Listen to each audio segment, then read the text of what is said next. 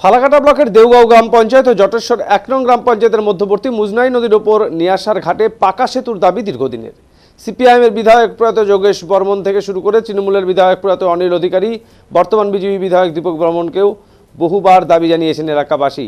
দীর্ঘদিন অতিবাহিত হয়ে গেলেও সেতুর দাবি পূরণ না হওয়ায় জেলাশাসক ও জেলা পরিষদের দ্বারস্থ হয়ে স্মারকলিপি প্রদান করেন এলাকাবাসীরা। এলাকাবাসীদের অভিযোগ, মুজনাই নদীর উপর নিয়াসার ঘাটে সেতুর অভাবে চরম সমস্যায় পড়তে হয় স্কুল কলেজে পড়ুয়া, অসুস্থ রোগী সহ দুই অঞ্চলের কৃষিজীবী মানুষদের। অস্থায়ী একটি বাঁশের সাঁকো থাকলেও বর্ষার শুরুতে জলের তোড়ে তা ভেসে যায়।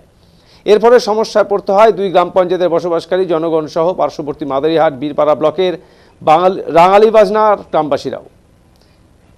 গ্রামবাসী পলাশ ইলাহি বলেন, তিনি জন্মের পর থেকেই দেখে আসছেন এই ঘাটের একটি স্থায়ী ব্রিজের দাবিতে আন্দোলন করছে স্থানীয়রা, কিন্তু এখনো পর্যন্ত কোনো সুরাহা হয়নি। ১৩-র ৭৫ নম্বর অংশে নিয়াসার ঘাট রয়েছে। বর্ষার শুরুতেই বাঁশের সাঁকোটি ভেঙে যায়, সে সময় ১২ কিলোমিটার পথ ঘুরে যাতায়াত করতে হয় গ্রামবাসীদের। তবে ফালাকাটা পঞ্চায়েত সমিতির সভাপতি সুভাষ চন্দ্র রায় বলেন, নদীর ওপর এত বড় সেতু ফালাকাটা পঞ্চায়েত সমিতির অর্থে করা সম্ভব নয়। বিষয়টি সরকারকে জানানো হবে এবং সরকারি তরফে এই সেতু যাতে দ্রুত নির্মাণ করা যায় তার উদ্যোগ গ্রহণ করা হবে। ফালাকাটা থেকে অরুণাংশু মৈত্র রিপোর্ট।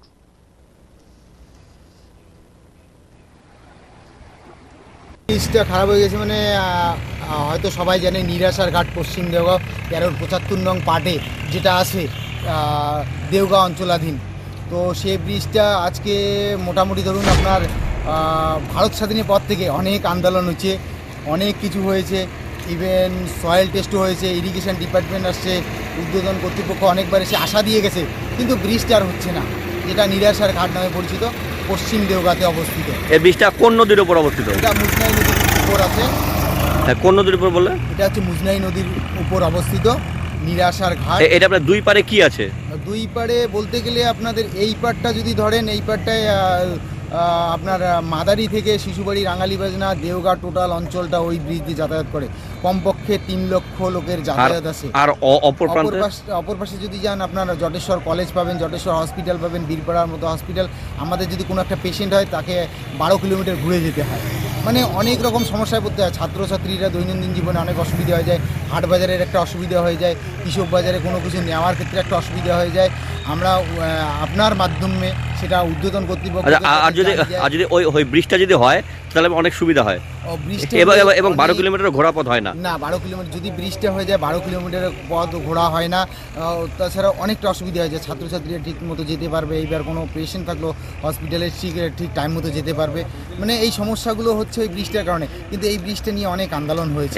এখন ব্রিজ নেই, এখনো ব্রিজ নেই, মানে এখন ব্রিজ হয়ই নাই, বাসের সাঁকো চলাচল হচ্ছে। আর যখন মানে বর্ষার সময় তারা ১২ কিলোমিটার ঘুরে যায়। অন্যত্র একটা ব্রিজ আছে, সেটা হচ্ছে ১২ কিলোমিটার দূরে একটা গঙ্গামলের ঘাট আছে, সেটার কাছাকাছি একটা ব্রিজ আছে, ওই ব্রিজ দিয়ে তারা চলে যায়। মানে ১২ কিলোমিটার ঘুরে যেতে। ১২ কিলোমিটার ঘুরে। আপনার নাম? আমার নাম হচ্ছে পলাশ ইলাহি। আপনি গ্রামবাসী? হ্যাঁ, আমি গ্রামবাসী।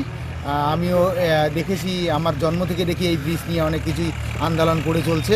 আজকে আমিও সেই আন্দোলনের একজন অংশীদার হিসেবে থেকে রইলাম। কি বললেন নামটা? আমার নাম পলাশ ইলাহি, পশ্চিম দেওগাঁও নিবাসী, ১৩-র ৭৫। যেটা ব্রিজটা হচ্ছে ১৩-র ৭৫ পার্টে সাধনের ঘাট বলে, কিন্তু নিরাসার ঘাট ওর খাতাপত্রে নাম আছে। আচ্ছা, মুজনাই নদীর উপর। আপনি? এটা আমাদের খবরে আছে, আমরা ব্যাপারটা জানি। এটা আমাদের অ্যাকচুয়ালি যে প্রয়োজন আছে, এটা আমাদের পঞ্চায়েত সমিতি, জেলা পরিষদের পক্ষে সম্ভব না। এটা আমরা উত্তরবঙ্গ দপ্তরকে জানিয়েছি এবং পিডব্লিউডিকে জানানো আছে। এটা আমরা চেষ্টা করছি যে যাতে হয়, কিন্তু এটা সময় সাপেক্ষের ব্যাপার। এলাকার মানুষ স্বভাবতই একটু সমস্যা হচ্ছে, কিন্তু আমাদের তরফ থেকে আমরা চেষ্টা করে যাচ্ছি। যেন আগামী দিনে দেখা যাক কি হয়, যত তাড়াতাড়ি যাতে আমরা যোগাযোগ করতে পারি, সেটাই আমার